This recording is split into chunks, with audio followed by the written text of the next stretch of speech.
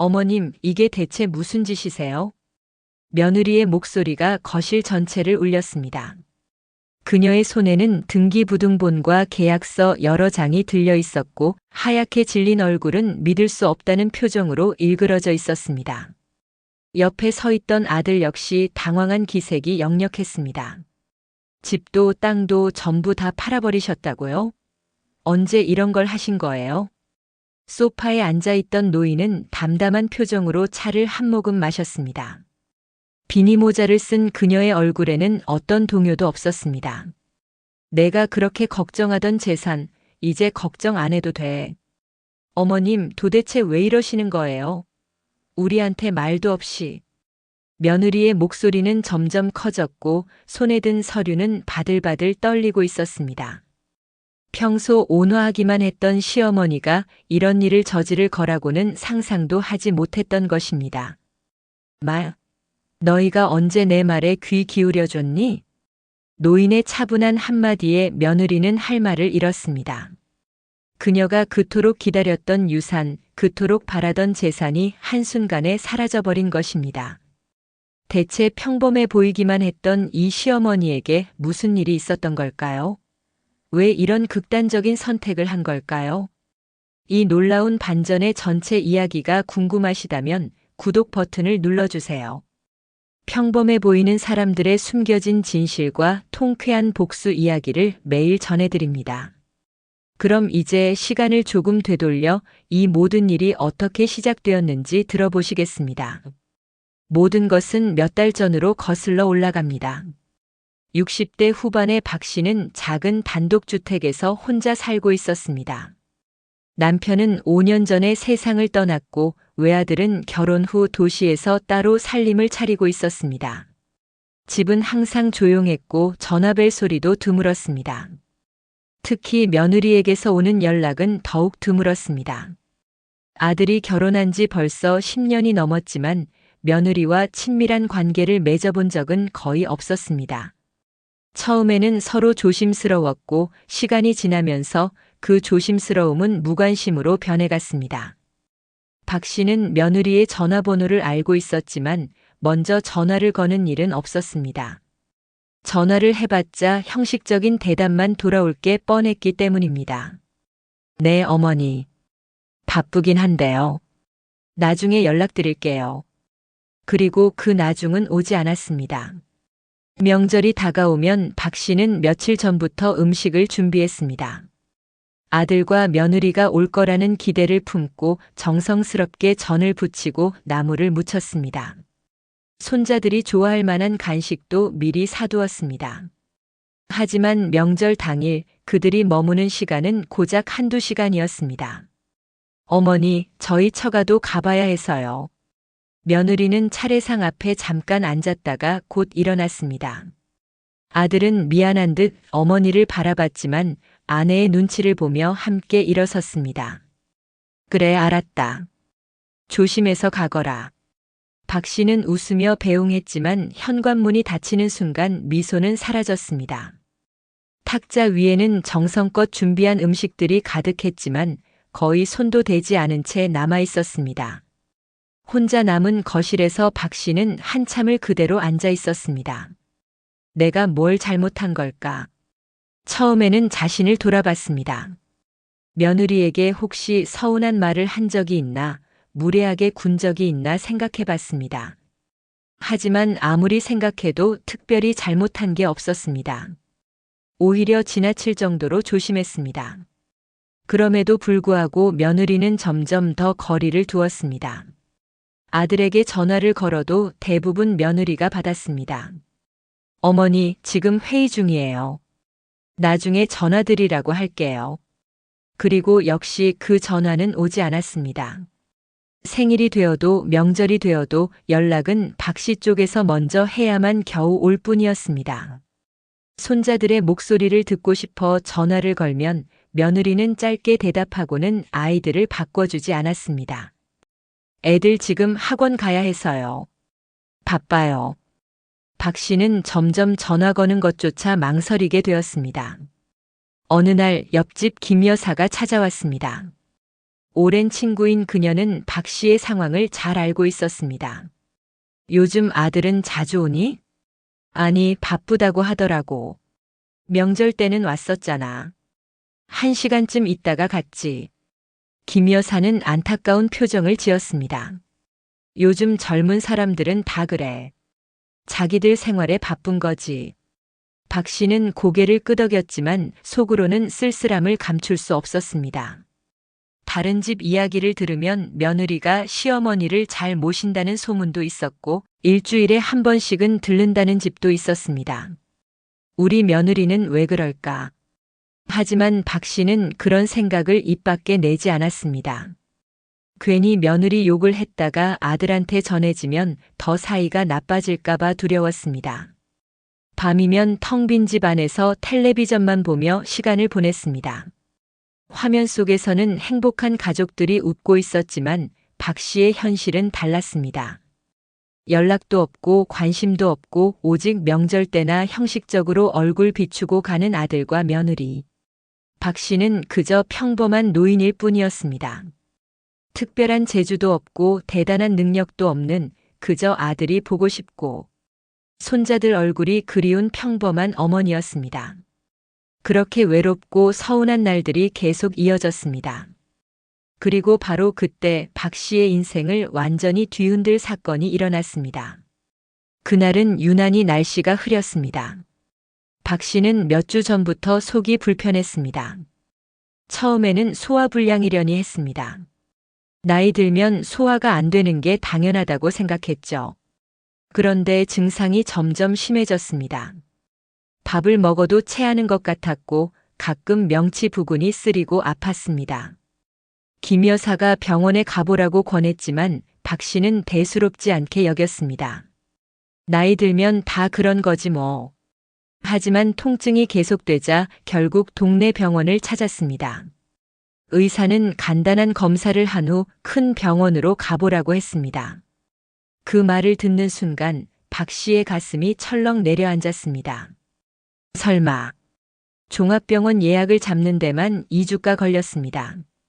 그 2주 동안 박 씨는 밤잠을 제대로 이루지 못했습니다. 혹시 큰 병이 아닐까 하는 불안감이 끊임없이 머릿속을 맴돌았습니다. 검사 당일 박 씨는 혼자 병원에 갔습니다. 아들에게 연락할까 생각했지만 괜히 걱정 끼치기 싫었습니다.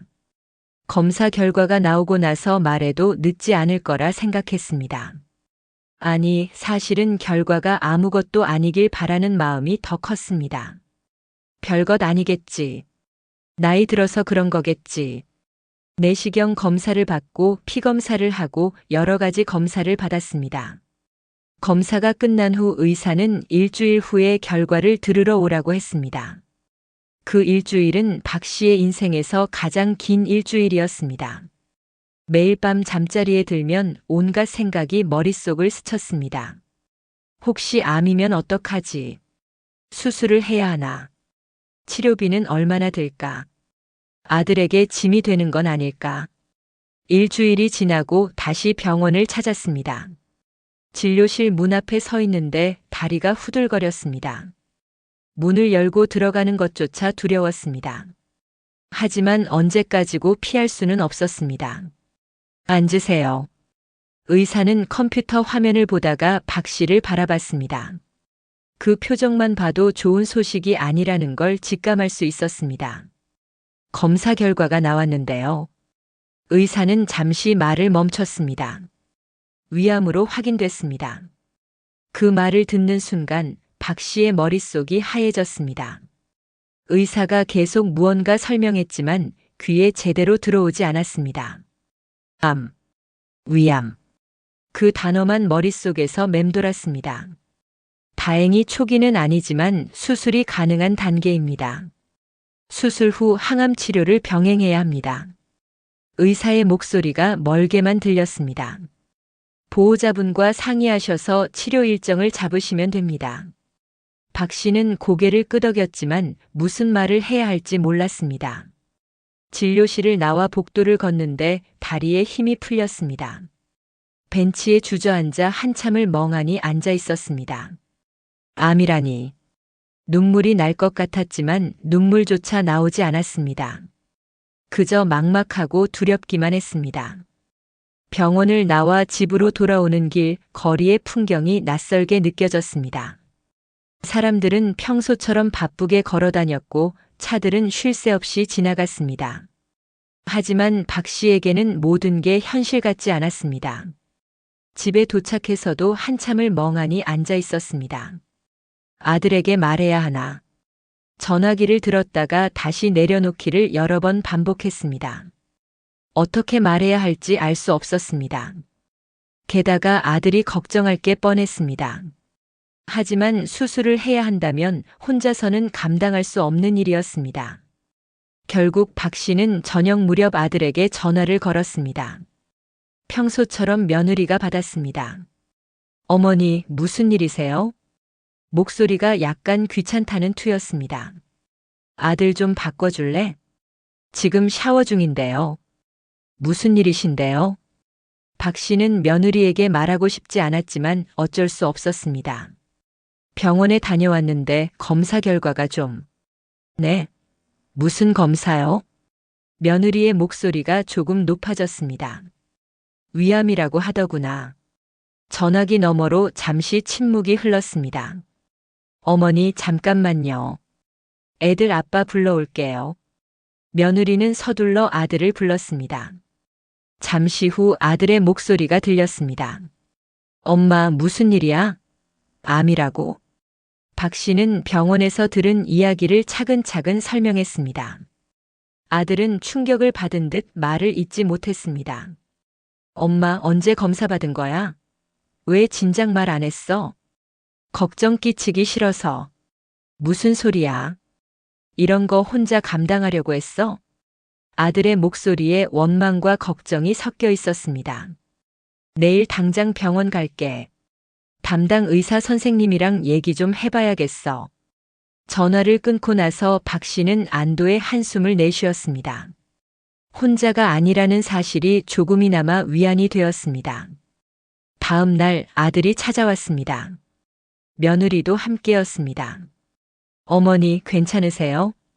며느리가 물었지만 목소리에는 진심 어린 걱정보다는 형식적인 느낌이 강했습니다. 셋이 함께 병원에 갔고 의사로부터 상세한 설명을 들었습니다. 수술 일정을 잡았고 입원 준비를 해야 한다는 말을 들었습니다. 병원을 나오는 길 아들은 어머니의 손을 꼭 잡았습니다. 엄마, 걱정하지 마. 잘 될 거야. 박 씨는 고개를 끄덕였지만 마음 한구석이 무거웠습니다. 며느리는 조금 떨어져서 걷고 있었습니다. 그녀의 표정은 무언가 생각에 잠긴 듯 보였습니다. 걱정하는 표정은 아니었습니다. 오히려 무언가 계산하는 듯한 복잡한 표정이었습니다. 하지만 박 씨는 그때 그 표정의 의미를 알지 못했습니다. 집으로 돌아온 후 아들은 어머니 곁에 한참 머물렀습니다. 수술 준비에 필요한 것들을 챙기고 입원 날짜를 확인했습니다. 엄마, 수술하고 나면 우리 집에서 지내는 게 어때? 아들이 조심스럽게 물었습니다. 아니다. 괜찮아. 여기가 편해. 혼자 있으면 안 돼. 누가 돌봐줘야지. 며느리는 그 대화를 들으며 미묘한 표정을 지었습니다. 그건 나중에 생각해보자. 며느리의 말에 아들은 더 이상 말하지 않았습니다. 그날 밤 박 씨는 홀로 남았습니다. 암이라는 병, 수술이라는 두려움, 그리고 앞으로 어떻게 될지 모르는 미래. 모든 것이 불확실했고 두려웠습니다. 하지만 그 두려움보다 더 무서운 일이 곧 벌어질 줄은 박 씨는 전혀 알지 못했습니다. 수술은 성공적이었습니다. 박 씨는 2주간 입원해 있다가 퇴원했습니다. 의사는 회복이 잘 되고 있다며 곧 항암 치료를 시작해야 한다고 말했습니다. 항암 치료를 받으면 머리카락이 빠질 거라는 설명도 들었습니다. 집으로 돌아온 박 씨는 여전히 몸이 불편했습니다. 수술 자국이 아물지 않았고 움직일 때마다 통증이 느껴졌습니다. 그런데 퇴원한 다음 날 예상치 못한 일이 벌어졌습니다. 초인종이 울렸습니다. 어머니, 저예요. 며느리의 목소리였습니다. 박 씨는 깜짝 놀랐습니다. 평소 같으면 명절도 아닌데 며느리가 찾아올 리 없었기 때문입니다. 문을 열자 며느리가 양손 가득 짐을 들고 서 있었습니다. 어머니, 혼자 계시면 안 되죠. 제가 당분간 자주 올게요. 며느리의 얼굴에는 환한 미소가 가득했습니다. 평소에는 보기 힘든 표정이었습니다. 아니야, 괜찮아. 혼자 할 수 있어. 무슨 말씀을 그렇게 하세요? 수술하신 분이 어떻게 혼자 계세요? 며느리는 박 씨의 말을 듣지 않고 집 안으로 들어왔습니다. 가져온 짐을 부엌에 내려놓으며 바쁘게 움직이기 시작했습니다. 제가 죽 끓여 드릴게요. 수술 후에는 부드러운 음식이 좋다고 하더라고요. 박 씨는 소파에 앉아 며느리의 모습을 바라봤습니다. 낯설었습니다. 10년 넘게 알고 지낸 며느리였지만 이런 모습은 처음 봤습니다. 오늘이 무슨 날이더라? 특별한 날도 아니었습니다. 그냥 평범한 평일이었습니다.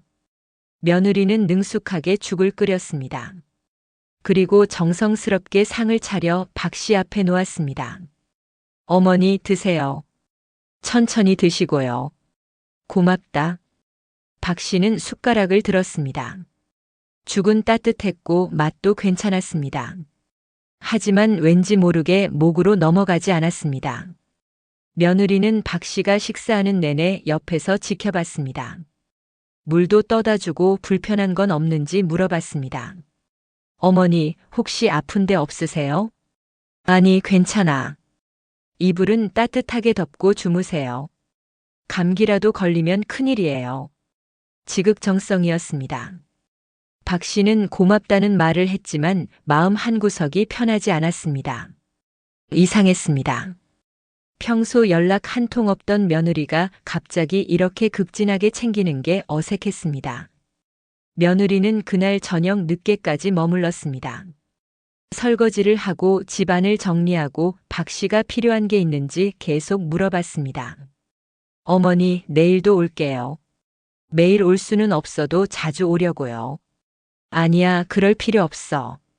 너희도 바쁜데. 무슨 말씀을요? 어머니가 아프신데 당연히 제가 챙겨야죠.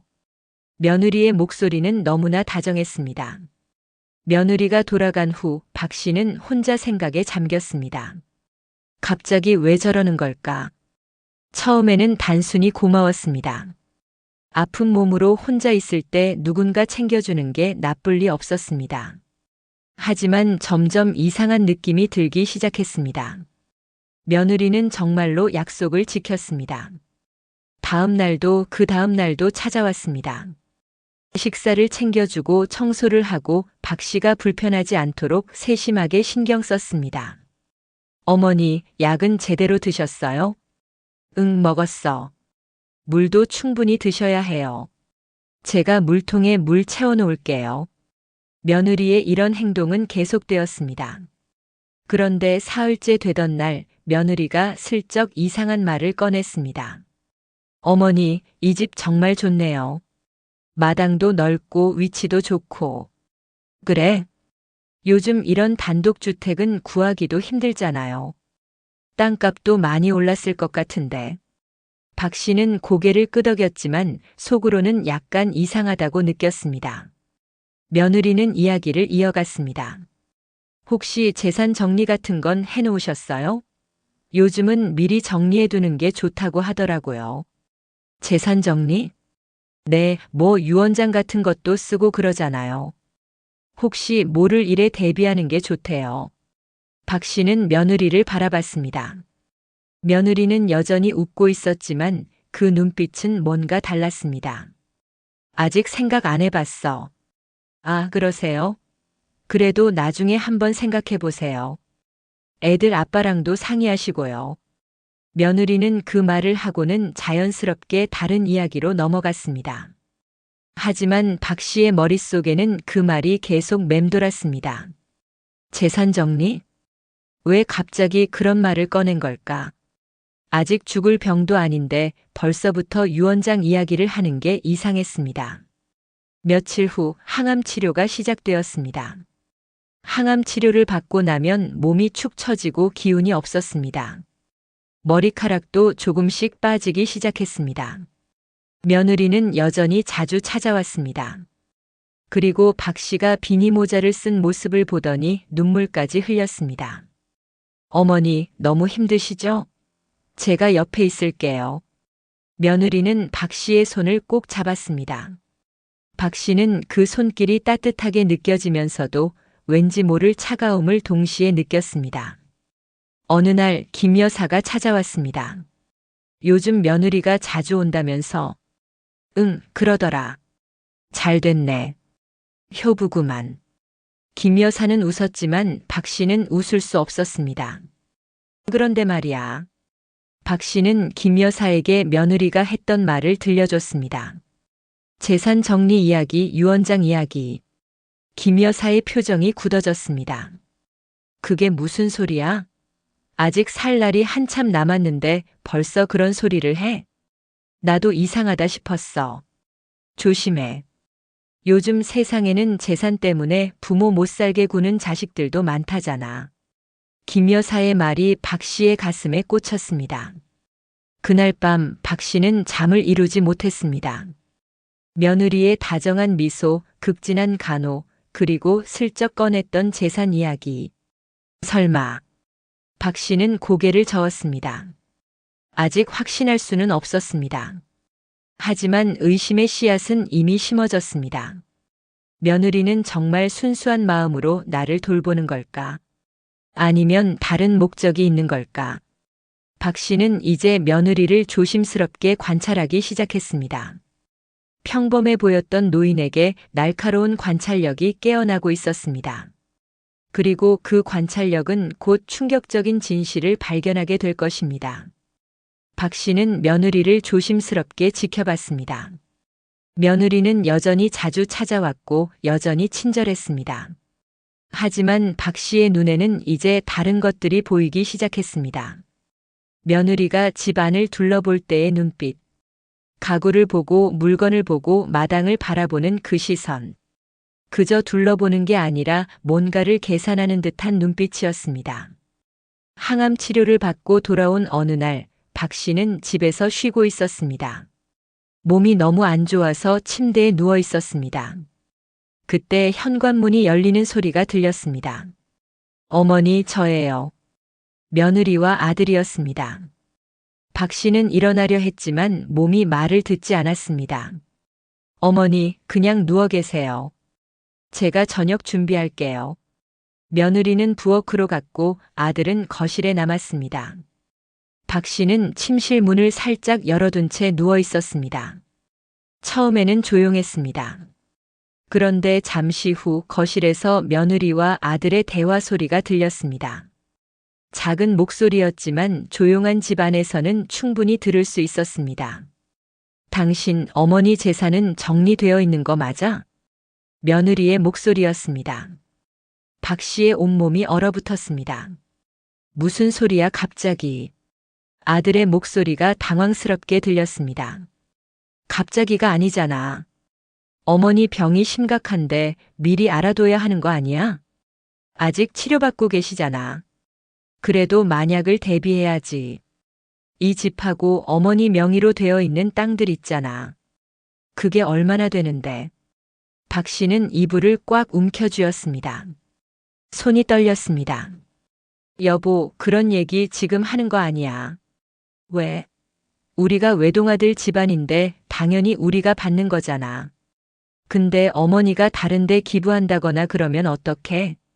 설마 그럴 리가. 모르지. 요즘 노인네들 재산 기부한다는 사람들 많잖아. 미리 확인해둬야 해. 며느리의 목소리는 단호했습니다. 알았어, 알았어. 나중에 조심스럽게 물어볼게. 조심스럽게가 아니라 확실하게 해. 어머니 돌아가시면 그 집이랑 땅이 얼마인데. 최소 몇 척은 되잖아. 박 씨는 이를 악물었습니다. 몇 턱. 재산. 땅. 며느리의 입에서 나오는 단어들은 모두 돈과 관련된 것들이었습니다. 어머니가 아프다는 것, 투병하고 있다는 것에 대한 걱정은 단 한마디도 없었습니다. 여보, 목소리 좀 낮춰. 어머니 들으시겠어. 어머니 약 드시고 주무시고 계시잖아.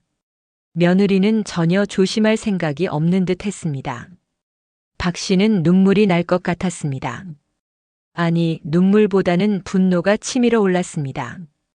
그동안의 급진한 간호, 다정한 말투, 눈물까지 흘렸던 모든 행동들. 그 모든 게 연기였던 겁니다. 진짜 목적은 재산이었습니다. 박 씨는 조용히 침대에서 일어났습니다. 거실로 나가고 싶었지만 참았습니다. 지금 나가서 따져봤자 며느리는 발뺌할 게 뻔했습니다. 저녁 식사 때 며느리는 여느 때처럼 웃으며 박 씨를 챙겼습니다. 어머니 많이 드세요. 기력을 차리셔야 해요. 박 씨는 그 얼굴을 보며 소름이 돋았습니다. 어떻게 저렇게 태어날 수 있을까? 방금 전까지 재산 이야기를 하던 입으로 어떻게 저렇게 다정한 말을 할 수 있을까? 고맙다. 박 씨는 짧게 대답했습니다. 더 이상 말을 잇고 싶지 않았습니다. 며느리와 아들이 돌아간 후 박 씨는 한참을 그 자리에 앉아 있었습니다. 배신감. 그 단어밖에 떠오르지 않았습니다. 다음 날 김 여사가 찾아왔습니다. 얼굴이 왜 그래? 어디 더 아파? 아니야. 박 씨는 고개를 저었지만 표정을 숨길 수 없었습니다. 결국 어젯밤 들었던 이야기를 김 여사에게 털어놨습니다. 김 여사는 듣고 나서 크게 한숨을 쉬었습니다. 그것 봐. 내가 뭘 했어. 요즘 세상에 공짜로 효도하는 사람 없다니까. 내가 뭘 잘못한 걸까? 잘못한 게 어딨어. 내가 잘못한 게 아니라 그쪽이 문제지. 김 여사는 화가 난 듯 말했습니다. 그래서 어떻게 할 거야? 모르겠어. 그냥 모르겠어. 박 씨는 무기력하게 대답했습니다. 그런데 그날 오후 이웃집 아주머니가 찾아왔습니다. 박 씨, 혹시 들었어요? 며느리가 다른 사람들한테 뭐라고 얘기하고 다니는지. 무슨 소리야? 시장에서 우연히 들었는데 어머님 재산이 꽤 된다고 자랑하고 다니더라고요. 곧 자기네 것이 될 거라고. 박 씨는 아무 말도 할 수 없었습니다. 그것뿐만이 아니에요. 집도 고칠 거고 땅도 개발할 거라고 계획까지 세우고 있더라고요. 이웃 아주머니의 말은 계속 이어졌습니다. 나도 처음엔 귀를 의심했어요. 어머님이 아직 살아계시는데 벌써 그런 이야기를 한다는 게 말이 돼요? 박 씨는 주먹을 꽉 쥐었습니다. 이웃 아주머니가 돌아간 후 박 씨는 오랫동안 생각에 잠겼습니다. 분노와 배신감 그리고 무엇보다 서러움이 밀려왔습니다. 10년 넘게 며느리로 받아들였던 사람이 실제로는 자신을 돈으로만 보고 있었다는 사실이 너무나 충격적이었습니다. 그런데 서서히 그 감정들이 다른 것으로 바뀌기 시작했습니다. 냉정함이었습니다. 내가 당하고만 있을 순 없지. 박 씨는 비니 모자를 고쳐 썼습니다. 거울을 보니 수척한 얼굴이 보였습니다. 암 환자의 얼굴이었습니다. 약한 노인의 얼굴이었습니다. 하지만 그 눈빛은 약하지 않았습니다. 내 재산은 내가 정한다. 박 씨는 결심했습니다. 며느리에게 당하고만 있지 않겠다고. 자신의 재산을 지키겠다고. 다음 날 박 씨는 조용히 집을 나섰습니다. 항암 치료로 몸은 힘들었지만 가야 할 곳이 있었습니다. 동네 법률사무소였습니다. 어떻게 오셨어요? 변호사가 물었습니다. 박 씨는 차분하게 자신의 상황을 설명했습니다.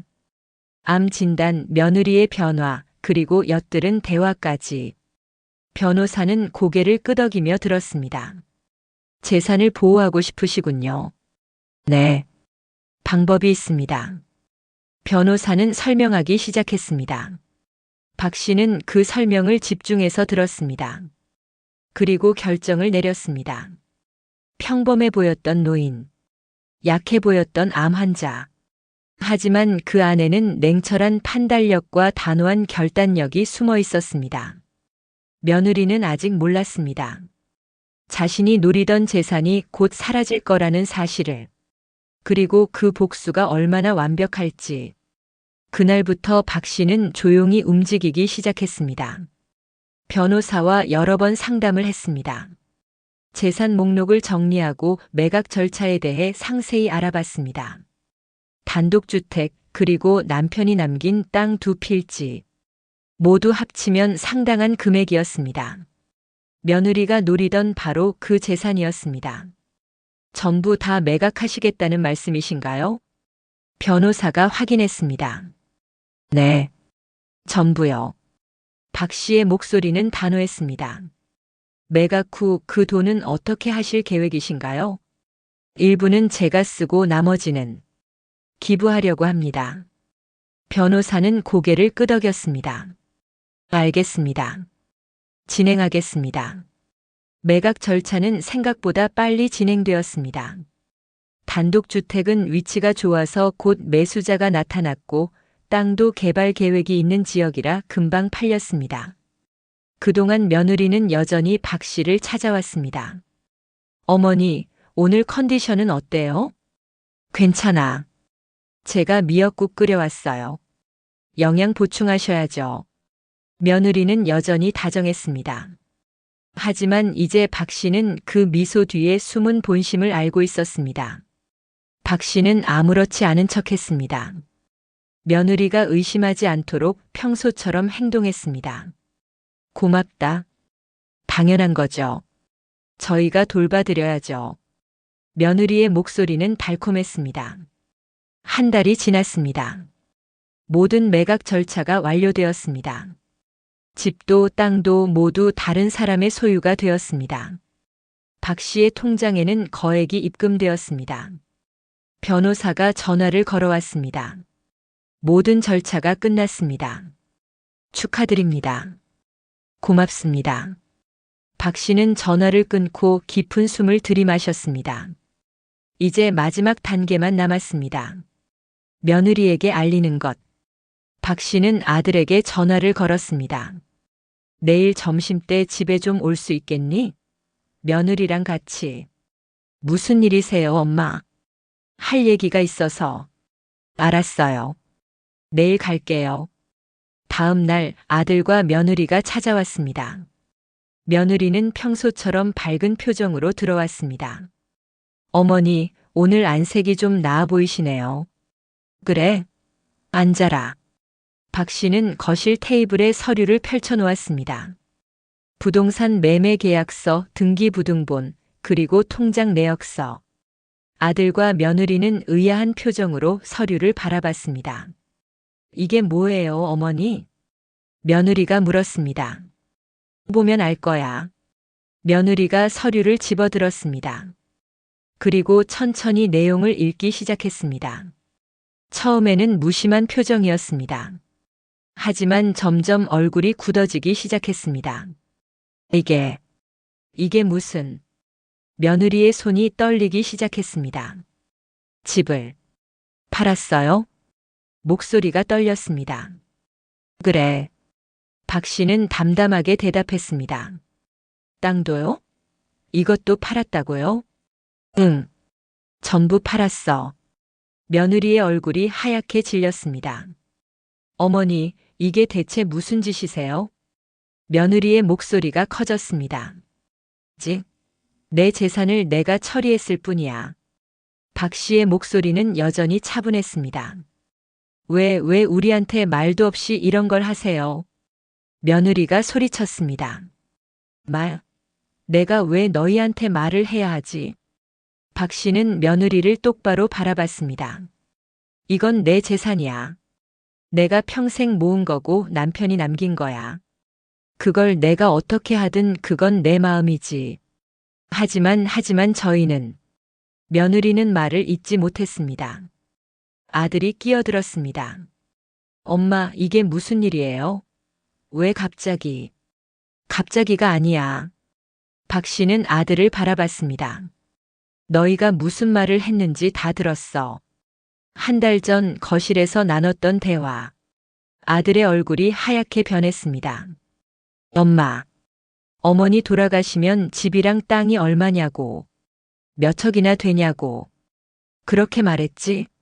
며느리는 입술을 깨물었습니다. 그때 내가 얼마나 충격받았는지 아니? 박 씨의 목소리에 감정이 섞이기 시작했습니다. 10년 넘게 연락 한 통 없다가 내가 암에 걸리니까 갑자기 효부 행세를 하더니 재산 때문이었구나. 며느리는 고개를 들지 못했습니다.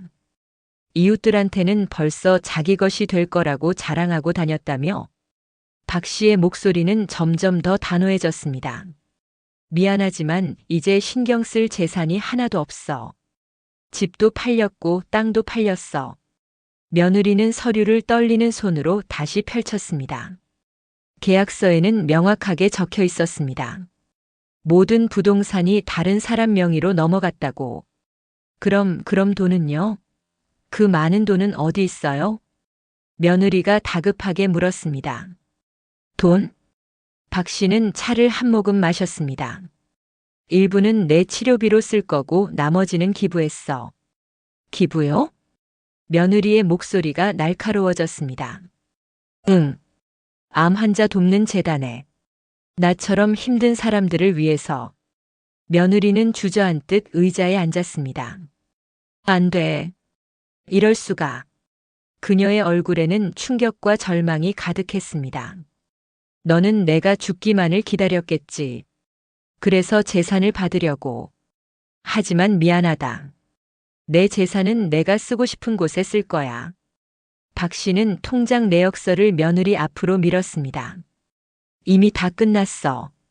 되돌릴 수도 없어.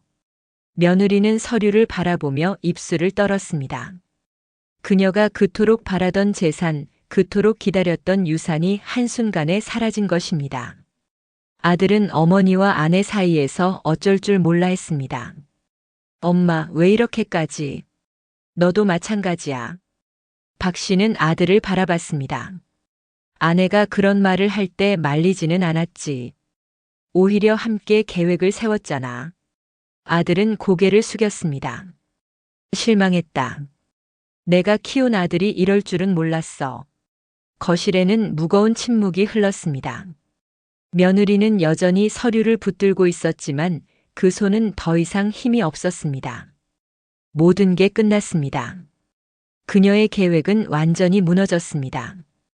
박 씨는 비니 모자를 고쳤으며 말했습니다.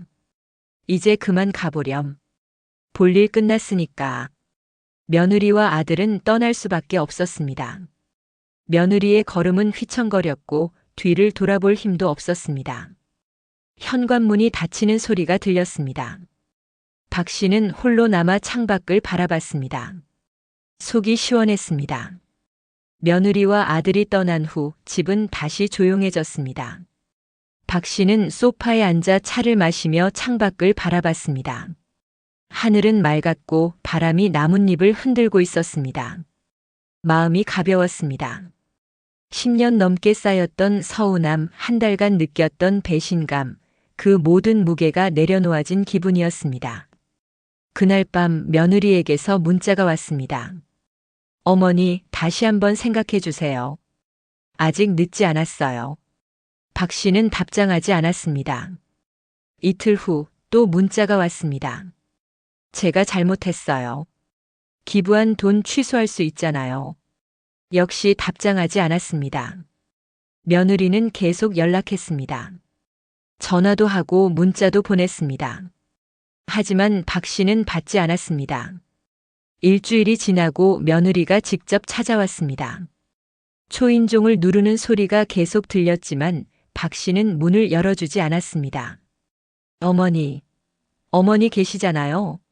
문 좀 열어주세요. 며느리의 목소리는 절박했습니다. 제발요. 어머니. 하지만 박 씨는 움직이지 않았습니다. 며느리의 목소리는 점점 더 날카로워졌습니다.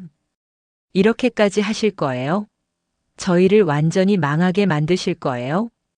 그 순간 며느리의 본색이 완전히 드러났습니다. 그 돈이 얼마인데? 우리가 받아야 할 돈이었다고요. 받아야 할 돈. 며느리의 입에서 나온 그 말에는 조금의 미안함도 반성도 없었습니다. 오직 자신이 손해봤다는 억울함만 가득했습니다. 당신이 죽으면 어차피 우리 거였어요. 왜 기부 같은 걸 해요? 박 씨는 문 앞에 서서 그 말을 조용히 들었습니다. 가슴이 아팠지만 동시에 자신의 선택이 옳았다는 확신이 들었습니다. 며느리는 한참을 소리치다가 결국 떠났습니다. 그날 저녁 김 여사가 찾아왔습니다. 아까 며느리가 왔더라. 응. 소리 지르는 거 다 들렸어. 온 동네가 다 들었을걸. 김 여사는 혀를 찼습니다. 이제 동네 사람들도 다 알겠구먼. 그 며느리가 어떤 사람인지. 박 씨는 쓸쓸하게 웃었습니다. 그래도 잘한 거야. 그런 사람한테 재산 넘겼으면 나중에 더 후회했을 거야. 김 여사의 말이 위로가 되었습니다. 한 달이 더 지났습니다. 박 씨는 항암 치료를 계속 받았습니다. 몸은 여전히 힘들었지만 마음만큼은 편안했습니다. 재산이 사라졌다는 소문은 동네에 빠르게 퍼졌습니다.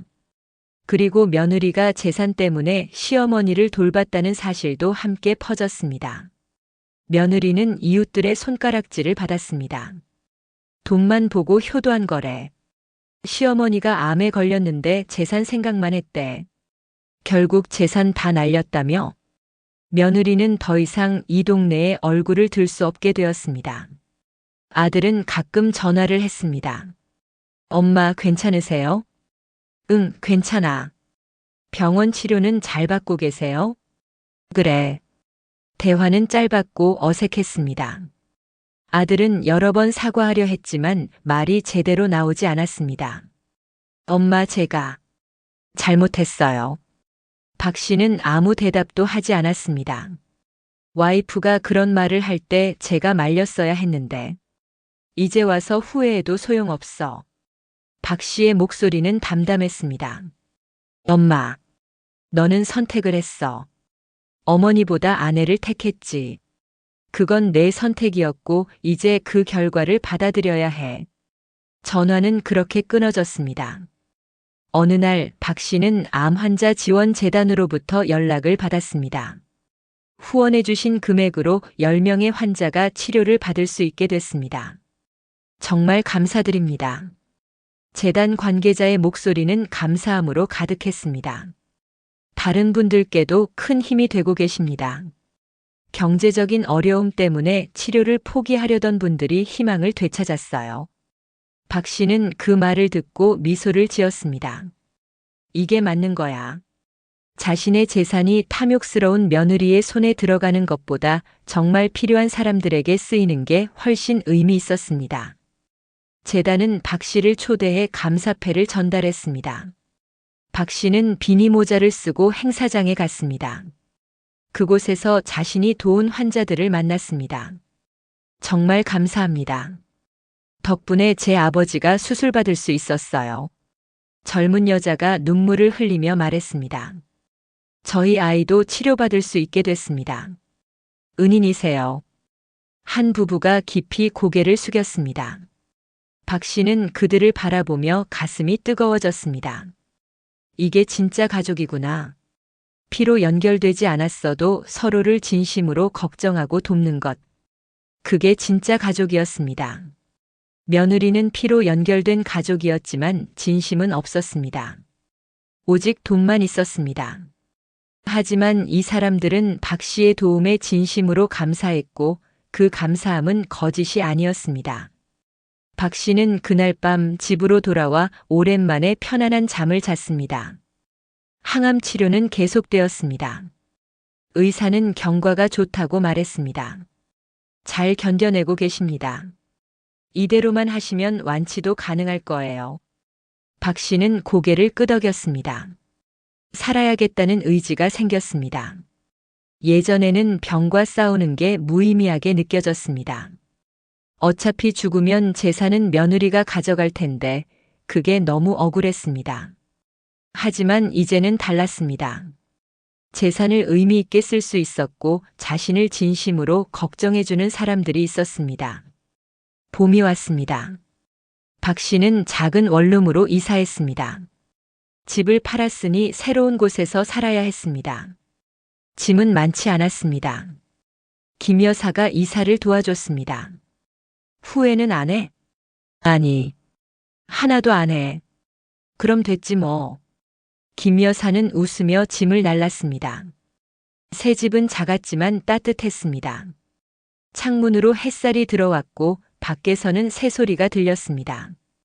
박 씨는 창가에 앉아 차를 마시며 생각했습니다. 나는 옳은 선택을 했어. 재산은 사라졌지만 존엄은 지켰습니다. 며느리에게 당하지 않았고 자신의 재산을 자신이 원하는 곳에 쓸 수 있었습니다. 그리고 무엇보다 진짜 가치가 무엇인지 깨달았습니다. 진정한 효는 재산을 바라는 게 아니었습니다. 진심으로 부모를 걱정하고 곁에서 함께하는 것이었습니다. 며느리는 그걸 몰랐습니다. 아니, 알려고 하지 않았습니다. 그 대가로 모든 것을 잃었습니다. 저녁 무렵 박 씨는 비니 모자를 벗었습니다. 거울을 보니 머리카락이 조금씩 다시 자라고 있었습니다. 항암 치료가 끝나고 있었습니다. 몸도 조금씩 회복되고 있었습니다. 나는 살아낼 거야. 박 씨는 미소를 지었습니다. 며느리가 기다렸던 죽음은 오지 않을 것입니다. 박 씨는 계속 살아갈 것이고 자신이 선택한 삶을 살아갈 것입니다. 재산이 없어도 괜찮았습니다. 진심 어린 사람들이 곁에 있었으니까요. 그리고 무엇보다 자신을 지킬 수 있었으니까요. 창밖으로 석양이 지고 있었습니다. 하늘은 붉게 물들어 있었고 저 멀리 새들이 날아가고 있었습니다. 박 씨는 그 풍경을 바라보며 조용히 말했습니다. 이제 시작이야. 진짜 가족의 의미를 깨달은 박 씨의 새로운 삶이 시작되고 있었습니다. 그리고 이 이야기를 듣는 당신에게 묻고 싶습니다. 진정한 효란 무엇일까요? 재산을 바라는 것일까요? 아니면 진심을 다하는 것일까요? 박 씨는 자신의 방식으로 그 답을 찾았습니다. 이제 당신의 답을 찾아볼 차례입니다.